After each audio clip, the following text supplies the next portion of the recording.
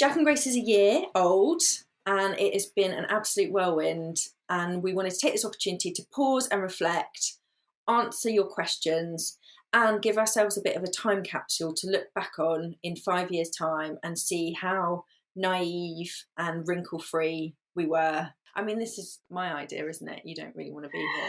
Yeah. I would rather be in the pub.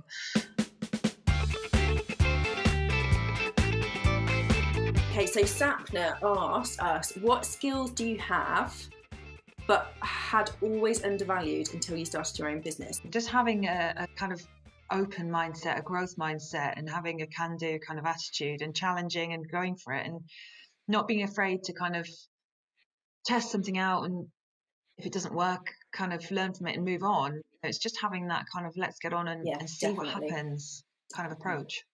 Sapna also asks, what gave you sleepless nights over the past year, and does it continue to do so? The only thing that gives me sleepless nights is my blimmin' child. Having our board in place and having the team around us and just knowing you're there and we're doing this together. It's not like you're on your own. There's nothing that isn't that can't be resolved through working together and chatting things through. And I think that there's no one single thing, although there's certainly busy weeks, but being busy is different to having sleepless nights and worrying, isn't it? I think not worrying about failing, because the stuff that keeps you awake at night is worrying about stuff going wrong and failing, but we're really trying hard to shift our mindset around that from years of having one way of thinking about things, and if you remove that and try and think a little bit differently about it really helps. But I do think employing actual other humans was a moment, wasn't it, a game changer, and had Definitely. the potential for sleepless nights was definitely there, but we've done it all. But if you think back, we doubled our team overnight, so it was just you and I to begin with, and then all of a sudden we employed 2 people. But going from just you and I being directors to then to proper employees was a major step. So yeah, I get what you're saying. That was a bit of a shift, a bit of a gear change, but exciting at the same time. What are the 3 most common reasons that clients are choosing you over other firms? And does that align to your expectations when you started out? This wasn't a goal, but it was a surprise to me that the clients that we did ask, all said that we're fun to work with, which wasn't like a goal, but it was actually really nice to hear. And I can see how that is important. I don't think they're just talking about you. Well, I am the second most funniest person in the team, so I'm not surprised that came through. That is serious. That's seriously disputed. Whether I'm joint first. No, no. Although that was quite funny for you. I've conceded that Andres is the funniest member of the team, and because I get all his jokes, that puts me in place. No, that's not how it works. That means you're a good audience. Doesn't mean you're funny. This is a question that Sapna asked, but also Jess has asked, which is, what's our proudest moment over the last year? Or Jess says, what are you most proud of? For me, it's creating a culture that the team can kind of thrive in and enjoy working in. There's not really one single moment, because I think it's all combined in the being the whole wrap up of being a team. And I'm just so proud of every week we kind of reflect at the end of the week and just feel like we've achieved so much together. Similar. Mine's the unnormaling stuff that we've been doing. So this is the process of decontaminating of 15 years of bad management and being indoctrinated into really old-fashioned ways of doing things and never questioning them, because that's just always the way they've been done. And it's been quite a painful process in some ways, painful as in unsettling, and painful as in sort of soul, what's the word, kind of the drudgery. It's not been a fun process, kind of shedding all of that rubbish, and it's nowhere near done. But I'm really proud that we've kind of said what we were going to do and we've stuck to it. And that's definitely not my experience of my career so far is people set out visions and say they're going to do stuff and then it doesn't happen. It was so exciting signing our first retainer and the next project and the next project. Every time I think we get such a thrill, because it kind of just gives you that confidence, I suppose, that what we're doing is kind of landing and it's working, and we enjoy it so much that it feels like, yeah, there's a kind of bit of just reassurance that, you know, we are a thing. Rebecca has asked, what have you learned about yourselves and each other? So I think for me, I've learned, I think I've always been resilient, but I think because of the last year, lockdown, you know, the whole shift that we've had professionally, culturally, as well as starting up a business and trying to kind of get, you know, start off running, I suppose. Resilience has played a big part in that, and I think that's come through just because of the juggling. Oh, hi, Kat. So lots of juggling, lots of wearing different hats, and I think alongside that, I've kind of learnt that you need to kind of carve out time for self-care and just a bit of kind of downtime and allowing yourself the space to breathe and recover a bit from just crazy year.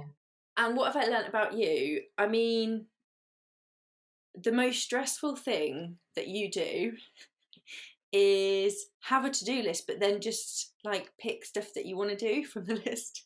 So you'll say, Yep. you'll say to me, oh, it's at the top of my list. That means nothing. Nope. Just means I wrote it down first. So that is what I've learnt about you. I'm a dolphin. What can I say? I know. Yeah, it kind of feeds into the team profiling that we did, which was really interesting, where we unpicked some of that and figured out like how we work best together, and as the whole team, not just you and I. But it was quite interesting how different but complementary that we all were. Just to answer that question, but on the flip side, what have I learned about you? You write lists and you stick to them in the order in which you write them, and literally nothing gets in your way of ticking off what's on that list. Yeah, will be tired anything trying to deviate you. Straight lines, that's what you like. Straight lines, go straight there. But it's a brilliant quality because you're so tenacious. You will make sure that anything that you set your mind on gets done. This next question is an absolute. I'm going to read it to you and you can guess where it's come from. Are you ready? Okay, I'm ready. Who's your favourite member of the team? Honestly, what are they like? I mean, how do you answer that without offending? I mean, I'm going to say Bella because she's the one that's by my side every single day. That's a cop out. That's a cop out, and also I'm on the call. You're literally looking me in the eye right now. I'm not answering. Hi. Hi. You're not allowed to answer you if you're going to answer this. We've had a question from Georgina Geege, who I used to work with a few years ago, and it's a good question. It's how we feel about pay transparency, not just us, but the whole team. And she says that her personal view is that without that transparency, it kind of leads to resentment and unfair payment. But she's interested in what our view is on that. It's a really old-fashioned way of thinking and working when you don't disclose salary bands that people can aim towards, know that that's, you know, there's openness and transparent. If you say that you're a trusting and trustworthy place to work, yet you hide details like that are fundamental to work, then it just doesn't kind of scream true of your values. And I just think that it needs to be a decision that we come to as a team, and we're looking at this We're talking with the team about it now and how we go about doing it. But I'm sure it's possible, and I'm sure there's benefits to be had of doing it. And I think as a team, we're keen to try it out. Yes, that's what I was going to say. Yeah, so we know lots about comms, we know lots about running a business, but some of this stuff is completely not uncharted, because there are some trailblazers doing it, but a lot of it is quite new. And so there's not just a manual or a case study where you can just copy, and we are completely testing and learning, and we're being really open with the team about that and with ourselves about it.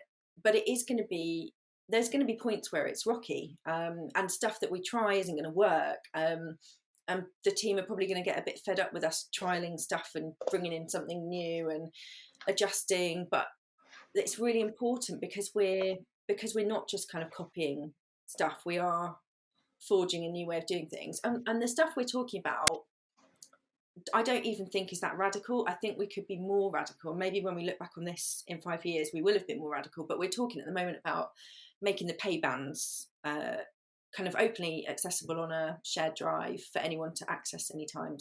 Basics like making sure we put pay levels on job descriptions when we're hiring. But also, we agreed as a team last week that we were going to share our individual salaries. And this is something you and I are particularly keen that we share, what we earn. We were going to share that information, and we just need to figure out kind of the right way of doing it. But as a team now, we're kind of forging the way. I found out, I don't know if you know this, but I found out when we were in our first proper job, we worked together 15 years ago, something like that. So you left and came back, and I found out we were doing the same job and you were paid more than me. Did you know I knew that? No, I didn't even know that was the case. No. Why? We were doing the same job. We did talk about salary and stuff. Like, we were young women at the start of our career, and we did talk about almost everything. And I think they just assumed that these structures where no one talks about salary would apply. It's unfair. And I think if you don't disclose salary, you allow that unfairness to happen. Right, this one is from Dinah, who is on our board. She says, this sounds a bit like an interview question. Where do you see yourselves in 5 years' time? I would say, from my take on that, I'm thinking of Jack and Grace as a business, and I'm thinking that we're actually making a difference, talking about the unnormaling and the challenging of, old working practices that don't work anymore. I'd really like us to have made a difference in some way, have actually kind of cut through and made some tangible difference, not just to our kind of employees and our team, but maybe to the sector or to a wider kind of, world of work in some other sectors where we've actually helped to kind of trailblaze a change that makes business work better for human beings. I mean, that's all this is about, isn't it? It's just about being more human.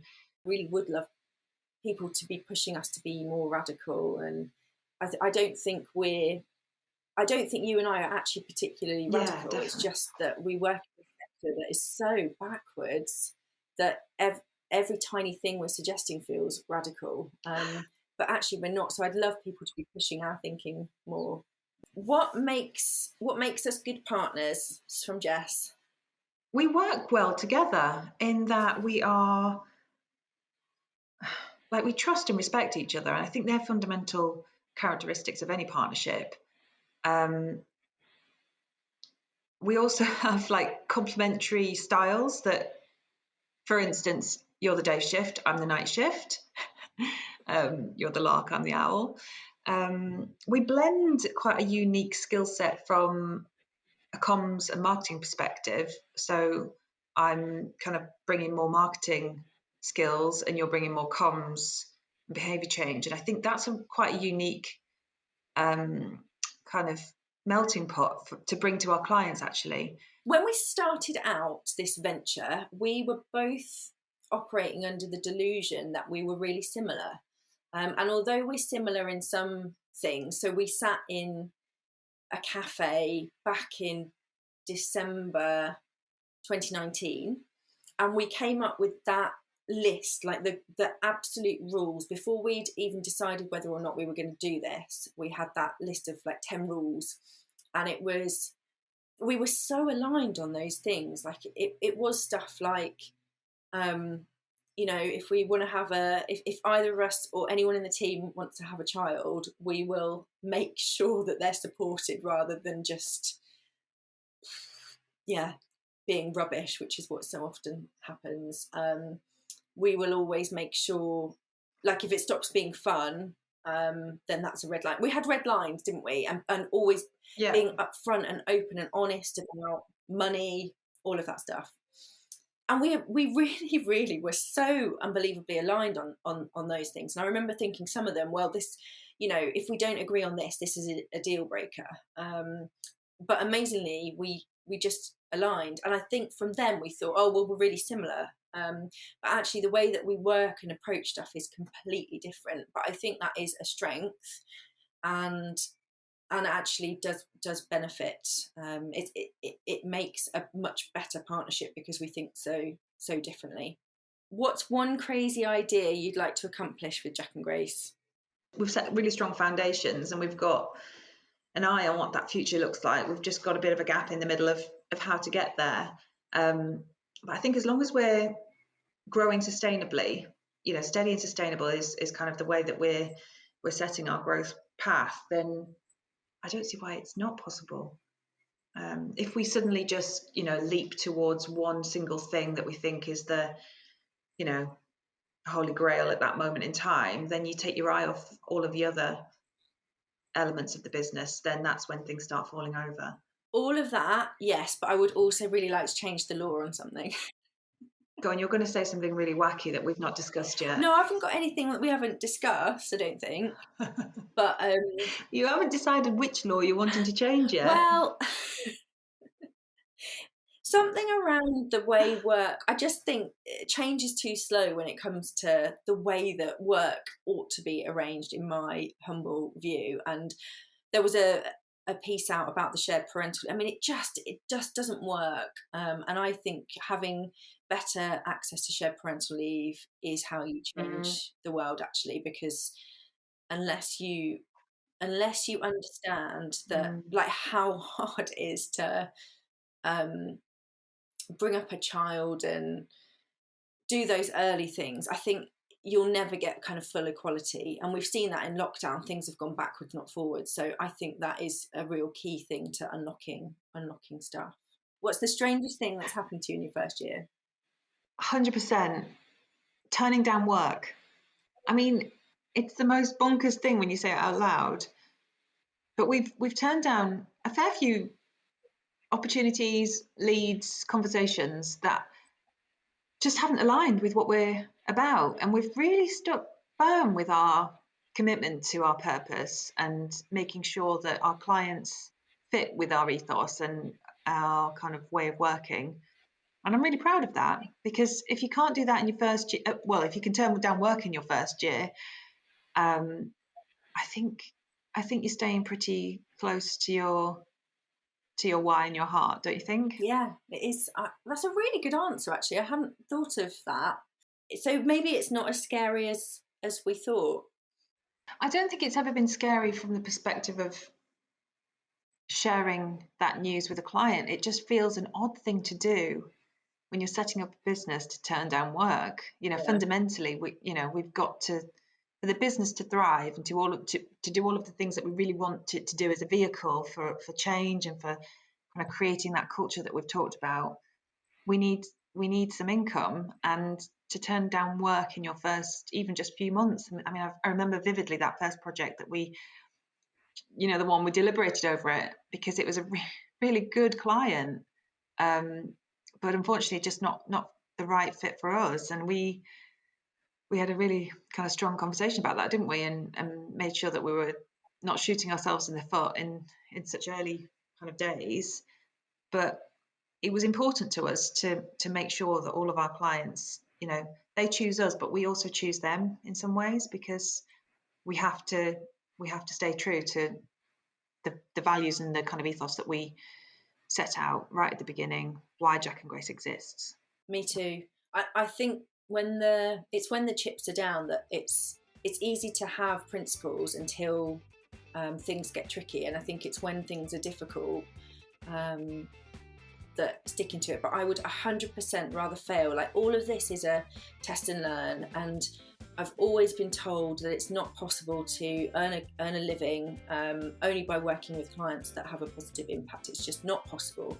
And I would really, part of us is testing that theory, which I don't think is true, because there are others who are kind of showing that it's not true, but testing it for ourselves. And I would much rather it not work, but having tried it properly, than kind of cave.